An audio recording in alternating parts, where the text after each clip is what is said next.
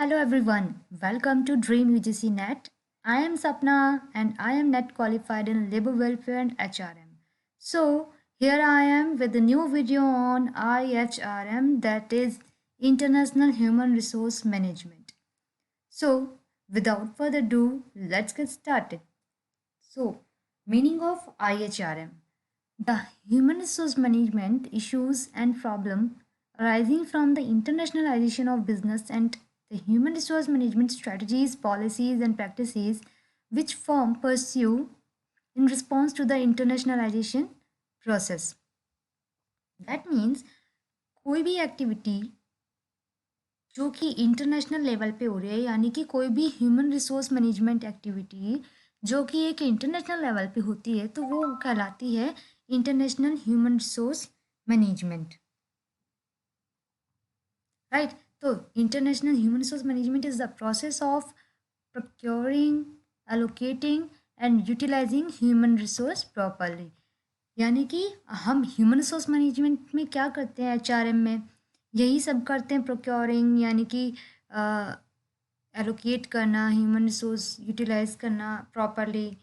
तो ये सभी एक्टिविटी अगर इंटरनेशनल लेवल पे होती हैं तो उसे हम कहते हैं international human resource management. So concept of human international human resource management: International human resource management bears both functional and strategic resemblance to human resource management.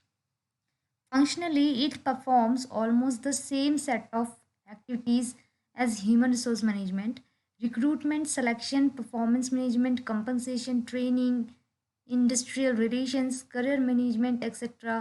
Strategically, international HRM is closely linked to the business strategy of the organization. जैसा कि मैंने कहा कि जो भी activities हम HRM में करते हैं, रिक्रूटमेंट से लेकर ट्रेनिंग तक, जितनी भी एक्टिविटीज़ हैं, सभी अगर इंटरनेशनल लेवल पे होती हैं तो वो हमारी इंटरनेशनल ह्यूमन रिसोर्स मैनेजमेंट में आ जाती हैं। कुछ डिफरेंस होते हैं जो कि हम आगे पढ़ेंगे, राइट?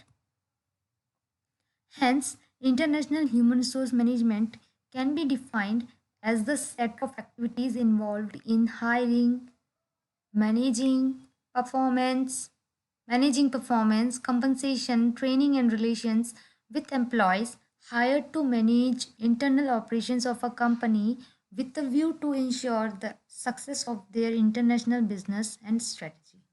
ओके, सिमिलर सेम ही पॉइंट्स रिपीट है इस पैरा में भी कि जो भी एक्टिविटीज़ हैं like hiring, set of activities which involve hiring, managing, performance को मैनेज करना, कंपनसेशन, ट्रेनिंग देना एंड एम्प्लॉयज़ की रिलेशंस को मैनेज करना, like their relationship in the environment of the company hired to manage internal operations of a company.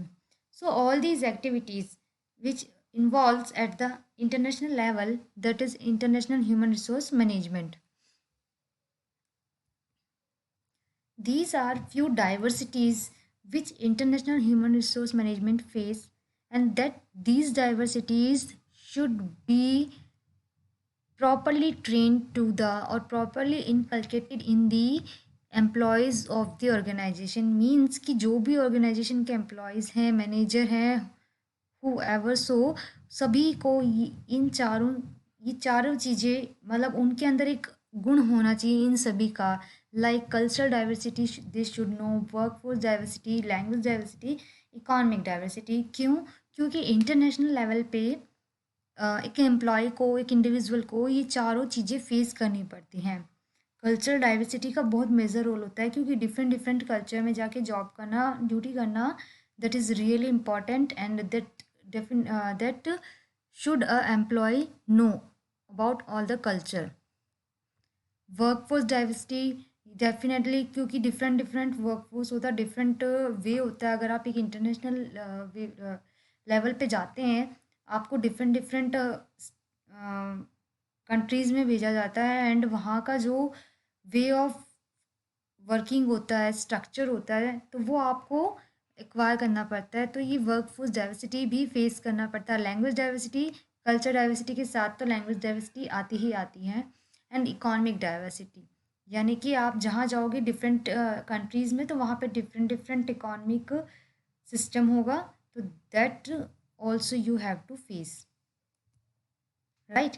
सो कुछ terms होती हैं like types of employees.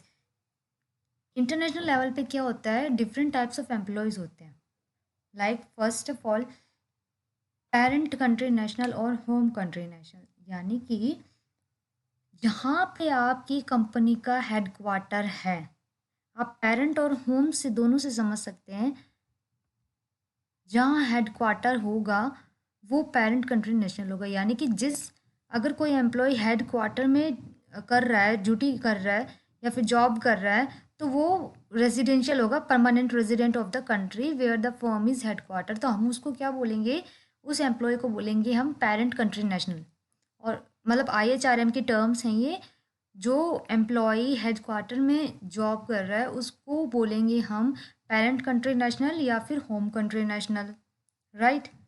Host country national, यानी कि जो एम्प्लॉई जिस एम्प्लॉय का परमानेंट रेसिडेंस है, जहाँ वो परमानेंट रहता है, कहाँ, जहाँ पे कंट्री की ऑपरेशंस या फिर सब्सिडरी लोकेट है। यानी कि सपोज कोई इंडिया की कंपनी है एंड उसकी कोई सब्सिडरी अदर कंट्रीज में लोकेट है, फॉर एग्जांपल अमेरिका में लोकेट है, and we hired a person who is situated in और who is living in America, that person is host country national. आई बात समझ में? यानी कि जो हेडक्वार्टर से किसी को हम हायर कर रहे हैं तो वो पेरेंट कंट्री नेशनल होगा। और अगर कोई सब्सिडरी में हमको हायर करना है किसी एम्प्लॉय को या फिर किसी भी मैनेजर को हायर करना है, तो हम सब्सिडरी की जहाँ पे लोकेटेड है कंपनी और वहीं से हायर करते हैं, तो हम उसको होस्ट कंट्री नेशनल कहते हैं। I hope it is clear. Okay, तो थर्ड कंट्री नेशनल क्या होता है? इजी, लाइक ना तो वो पेरेंट कंट्री नेशनल का एम्प्लॉय होता है, ना वो होस्ट कंट्री नेशनल का एम्प्लॉय होता है। वो थर्ड कंट्री नेशनल का एम्प्लॉय होता है जिसे हम हायर करते हैं, पर उसका परमानेंट रेजिडेंस एक थर्ड कंट्री नेशनल होती है which is not belong to headquartered company, headquartered country, and not belong to the subsidiary country. यानी कि आपकी कोई थर्ड ही कंट्री से आप किसी को हायर कर रहे हो, उसे हम थर्ड कंट्री नेशनल कहते हैं। Permanent resident of the country other than the parent country and the host country. I hope these three types of employee is clear to you. Let's move ahead. Important aspects of IHRM. These three terms is totally related to the types of employees. Okay, क्योंकि ये types of employees पहले अगर आपको clear होंगी तभी आपको ये terms clear होंगी। सो फर्स्ट पॉइंट है आपका या फिर फर्स्ट टर्म है एक्सपेट्रिएट। एक्सपेट्रिएट यानी कि पेरेंट कंट्री नेशनल सेंट, जो पेरेंट कंट्री का एम्प्लॉय होता है, sent on an assignment to the host country. यानी कि होस्ट कंट्री जहाँ पे आपकी सब्सिडरी, जहाँ आपके ऑपरेशन लोकेट हैं, हेडक्वार्टर का सब्सिडरी लोकेट है, आप वहीं जहाँ हेडक्वार्टर है उस पेरेंट कंट्री से आप किसी को भेजते हैं जहाँ आपकी सब्सिडरी है, वहाँ हायर करते हैं। यानी कि हेडक्वार्टर से आप किसी को सब्सिडरी वाली कंट्री में हायर करते हैं, उसको हम एक्सपेट्रिएट कहते हैं। इनपेट्रिएट यानी कि अ होस्ट कंट्री नेशनल या फिर third country national assigned to the home country of the company where it is headquarter. अब इनपेट्रिएट क्या होता है? इनपेट्रिएट यानी कि जो हेडक्वार्टर वाली कंपनी है, यानी हेडक्वार्टर वाली कंट्री है, जहाँ हेडक्वार्टर है यानी कि होम कंट्री में, तो वो हायर कर रही है कहाँ से? वो होस्ट कंट्री या फिर हम थर्ड कंट्री नेशनल से हायर करते हैं, तो उसको हम कहते हैं इनपेट्रिएट। यानी कि होस्ट कंट्री या थर्ड कंट्री असाइन करती है, सेंड करती है, अपने बंदे सेंड करती है टू द होम कंट्री या फिर पेरेंट कंट्री, तो उसको हम इनपेट्रिएट कहते हैं, राइट। रिपेट्रिएट, रिपेट्रिएट क्या होता है? An expatriate coming back to the home at the end of the foreign assignment. यानी कि जो हमने पेरेंट कंट्री का बंदा भेजा था, यानी कि जो एक्सपेट्रिएट था, उसे हमने होस्ट कंट्री भेजा था, वो अपना काम कंप्लीट करके उल्टा पेरेंट कंट्री में आता है, उसे हम कहते हैं रीपेट्रिएट, यानी कि वो वहाँ पे परमानेंट असाइन नहीं होता। After completing his assignment, target, task, what वो वापस जाता है, कम बैक होता है उसका अपनी वापस हेडक्वार्टर वाली कंपनी में, उसको हम कहते हैं रीपेट्रिएट। यानी कि एक्सपेट्रिएट जो गया था वो वापस आया है, उसको हम रीपेट्रिएट कहते हैं। Okay, so all these three is, I hope, clear to you. So let's move ahead.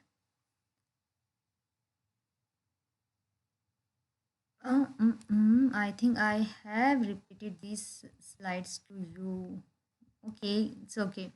International human resource management differs from domestic human resource management primarily in terms of the complexity associated with managing people across national boundaries. क्या कह रहा है कि जो IHRM होता है वो differ करता है डोमेस्टिक ह्यूमन रिसोर्स मैनेजमेंट से in term of complexity associated with managing people across national boundaries. हाँ, तो मैं यही कह रही थी कि आगे को पता चलेगा कि कुछ डिफरेंसेस हैं हमारे नॉर्मल HRM में और इंटरनेशनल ह्यूमन रिसोर्स मैनेजमेंट में। नॉर्मल HRM को हम डोमेस्टिक HRM भी कह सकते हैं, जो हम हमारी like with in the country हम जो अप्लाई करते हैं ह्यूमन रिसोर्स मैनेजमेंट को। ये जो इंटरनेशनल लेवल पे यही होता है कि हमें डिफरेंट डिफरेंट कंट्रीज़ में हमारे एम्प्लॉयज़ को सेंड करते हैं, तो ये एक डिफरेंस होता है कि हम बहुत अपर लेवल पे जाके एक जॉब करना होता है, like right. International human resource management deals with at least 3 types of employees based on their country of the origin. These 3 types I have cleared to you in this slide. Okay, I will read them again. Parent country national, employees belonging to country where a company's headquarters are located are called parent country nationals. Host country nationals, employees belonging to country where the company has set up a subsidiary or a manufacturing facility are called host country nationals. Third country nationals, TCNs, employees who work in the home or host country facility of the company but are not national of either are called third country nationals. Clear? So, Dowling in 1999 attributed to 6 factors that differentiate international from domestic HRM. Let's read. क्या है, देखो differences. पहला difference ये है कि wide range of HR activities. Obviously आपकी activity एक तो आप डोमेस्टिक लेवल पे कर रहे हो, उसी एक्टिविटी को आप इंटरनेशनल लेवल पे करोगे तो उसका जो दायरा है, उसका करने का एक एरिया है, वो बढ़ जाता है। यानी कि wide range of HR activities हो जाती हैं, right. Need for broader perspective. Obviously आप HRM को डोमेस्टिक लेवल पे कर रहे हो, वहाँ पे पर्सपेक्टिव छोटा होता है, हम एक लिमिटेड पर्सपेक्टिव पे काम करते हैं, but at international level we have to broaden that perspective, right. More involvement in personal life of the employees. Obviously आप इंटरनेशनल लेवल पे जाते हैं तो वहाँ पे एम्प्लॉय की पर्सनल लाइफ में इन्वॉल्वमेंट बहुत ज़्यादा होता है। कैसे? क्योंकि हमें एम्प्लॉय की हर एक चीज़ देखनी पड़ती है, उसी अकॉर्डिंग उसको इंटरनेशनल लेवल पे वर्क असाइन होता है, राइट। उसका family background, everything we have to look after, then only we can give और we can provide employment at the international level. तभी डोमेस्टिक लेवल पे तो कोई ज़रूरी नहीं होता इतना डीप लेवल जाना है एम्प्लॉय की, बट पर्सनल लाइफ को हम इंटरनेशनल लेवल पे हमें देखना पड़ता है। Responsiveness to changes in staffing requirement as international strategy changes. Obviously जो स्टाफिंग की रिक्वायरमेंट होती है वो इंटरनेशनल लेवल पे एक स्ट्रेटजी चेंज होती है, तो वो हमें अप्लाई करनी पड़ती है at the international level. Higher risk होता है, ऑब्वियसली जितना हम अपर लेवल पे जाएंगे उतनी हमारी रिस्क भी बढ़ती जाएगी। मोर एक्सटर्नल इन्फ्लुएंसेस। ऑब्वियसली अगर आप इंटरनेशनल लेवल पे जा रहे हैं, डिफरेंट कंट्रीज़ में आपको जाना पड़ेगा, तो आपका बहुत ज़्यादा एक एक्सप्लोरेशन होगा डिफरेंट डिफरेंट कंट्री का, आप बहुत एक्सप्लोर कर पाओगे। आप लिमिटेड एरिया से आप बाहर निकलते हैं तो हम एक्सटर्नल बहुत इन्फ्लुएंस होते हैं, right? Okay, this is all about the different between international and domestic HRM. Till here, I hope every point is clear to you. If not, please comment me in the below section. Okay, below comment section. Okay, this is the P. Morgan's model of IHRM, which will show you all the aspects which I taught you here in these slides, right?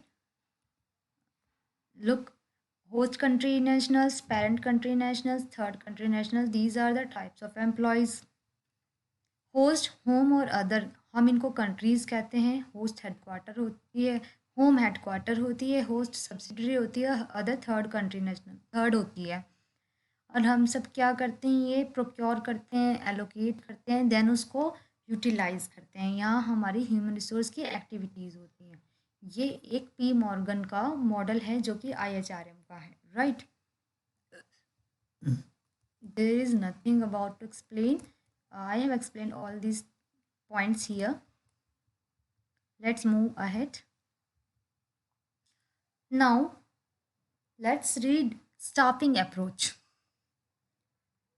which comes under the IHRM and which is related to these slides. Okay. Depending on recruitment of the key managerial positions for multinational companies, different approaches are explained. Means कि हम जब recruit करते हैं eight the international level, तब हम different approaches को apply करते हैं. वो अप्रोचेस हैं ethnocentric, polycentric, geocentric and regiocentric. Let's do one by one. First, ethnocentric approach. Countries with branches in foreign countries have to decide how to select management level employees. यानी कि जो countries जिनकी branches हैं foreign countries में, उन्हें decide करना होता है कि कैसे सेलेक्ट करें मैनेजमेंट लेवल एम्प्लॉयज़ को. Ethnocentric staffing means to hire management that is of same nationality of parent country. Ethnocentric यानी कि okay, ethnocentric means to hire management that is of same nationality of parent company. यानी कि ethnocentric वो होता है जहाँ हम एम्प्लॉयज़ को हायर करते हैं जहाँ हमारी हेडक्वार्टर है, जहाँ पेरेंट कंट्री है. यानी कि पेरेंट कंट्री नेशनल्स को हम हायर करते हैं जब उसे हम इथनोसेंट्रिक कहते हैं. Ethnocentric staffing means to hire management that is of same nationality of parent company. According to ethnocentric approach, organization believe that the employee of home country nationals can perform better to fulfill the organization's mission, vision and objectives. So, all the key managerial positions of the subsidiary are filled with the expatriate from the home country. अब देखो, अगर हम ethnocentric approach को apply करते हैं तो हमारी जो हेडक्वार्टर्ड कंपनी है उसके लिए बहुत फ़ायदा होता है. क्योंकि जो जहाँ की हमारी लाइक हेडक्वार्टर है उसी कंट्री से अगर हम एम्प्लॉयज़ को हायर करते हैं तो they will understand more better the culture, the vision and the objective of the organization in a clear way, right? तो उससे क्या होगा, उनके ऊपर एक्स्ट्रा एफर्ट्स नहीं लगाने पड़ेंगे एंड ईजिली वो उस ऑर्गेनाइजेशन में इन्वॉल्व हो जाएंगे. इसलिए ethnocentric approach is somewhere very very correct और somewhere very very important for the headquartered company और parent country nationals, home country nationals, right? Second है polycentric approach. What polycentric is? When a company adopt the strategy of limiting recruitment to the nationals of the host country, it is called a polycentric.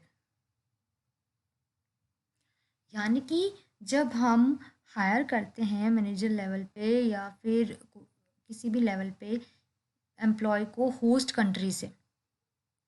कहाँ host country किधर है, यानी कि जिसे हम जहाँ पे हमारी सब्सिडरी लोकेट होती है उसे हम होस्ट कंट्री कहते हैं। तो उसे पॉलीसेंट्रिक अप्रोच कहते हैं। अगर आप एम्प्लॉय को होस्ट कंट्री नेशनल से, यानी कि जहाँ पे सब्सिडरी अप्रोच यानी सब्सिडरी सिचुएट है, सब्सिडरी लोकेट है, और वहाँ से आप हायर कर रहे हैं, तो उसे हम पॉलीसेंट्रिक अप्रोच कहते हैं। जियोसेंट्रिक था जहाँ हमारी होम कंट्री नेशनल से है वहाँ से हायर करना। पॉलीसेंट्रिक है जहाँ हमारी होस्ट कंट्री है या लोकल पीपल्स है, या आप कह सकते हैं जहाँ सब्सिडरी है। The purpose of adopting this approach is to reduce the cost of foreign operations gradually. All the key managerial positions are filled with the employee of the host country nationals.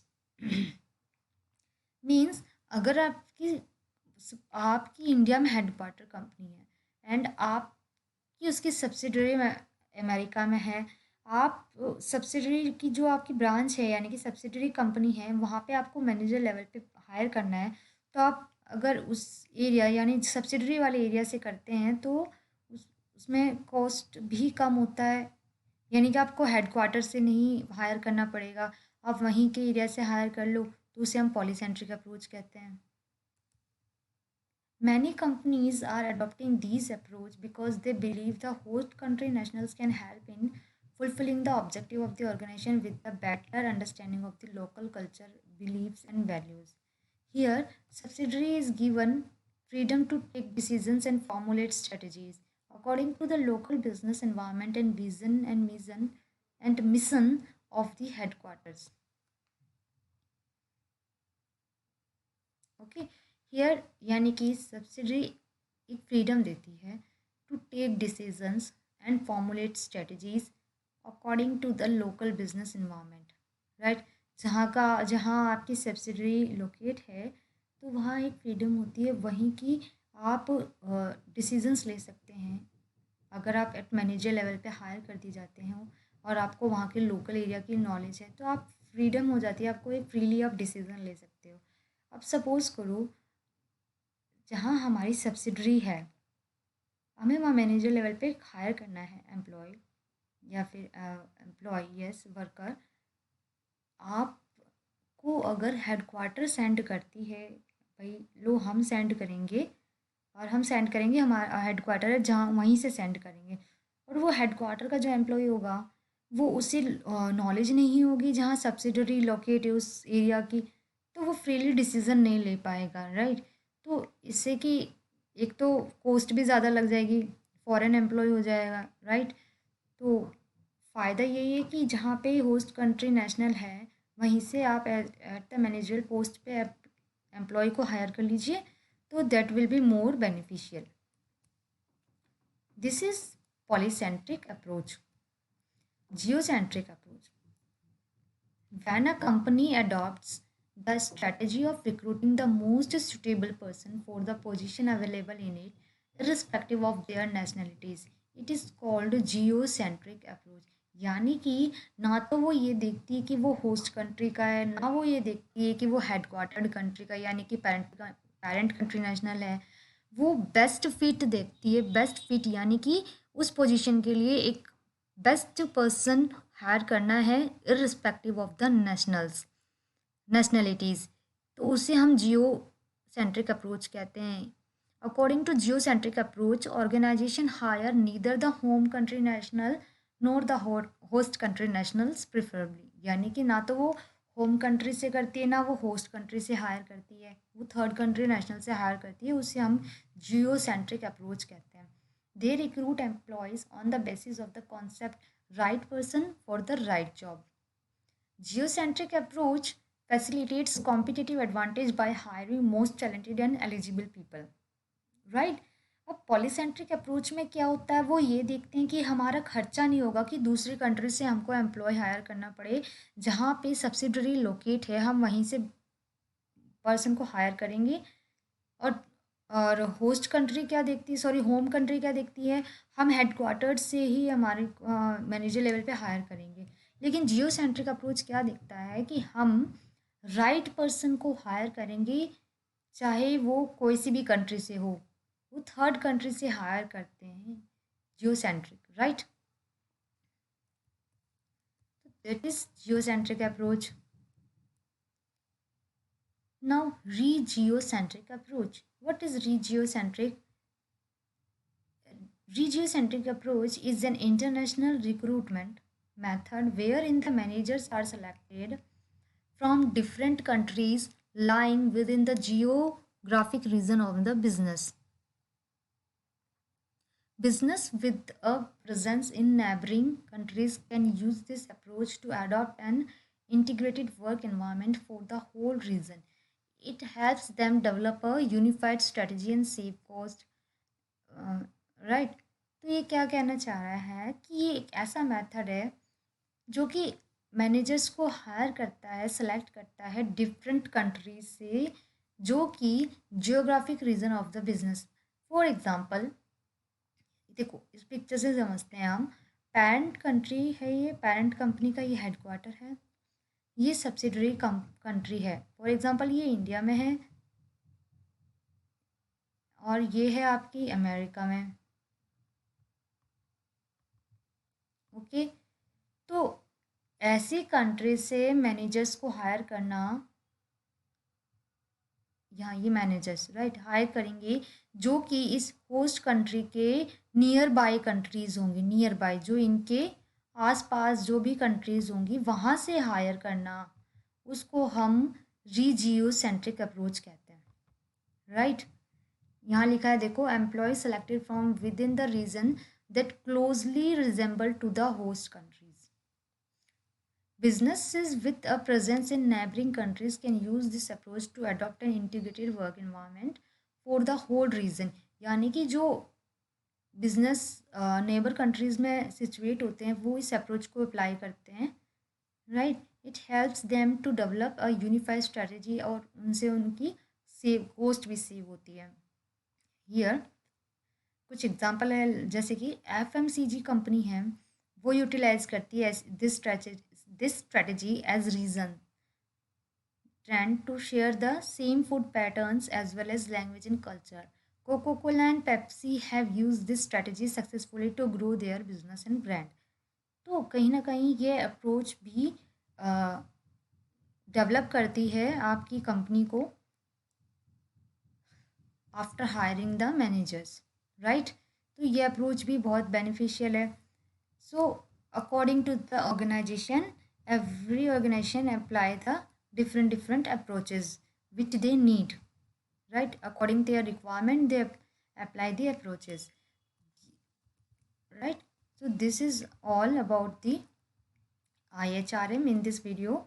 If you want more videos related to this topic or another topic, please comment me in the below comment section. And if you have any query or if you have any doubt, you can ask me. I will definitely bring a doubt session also. So till here, thank you for watching and have a nice day. Take care. Bye bye, and don't forget to subscribe my channel.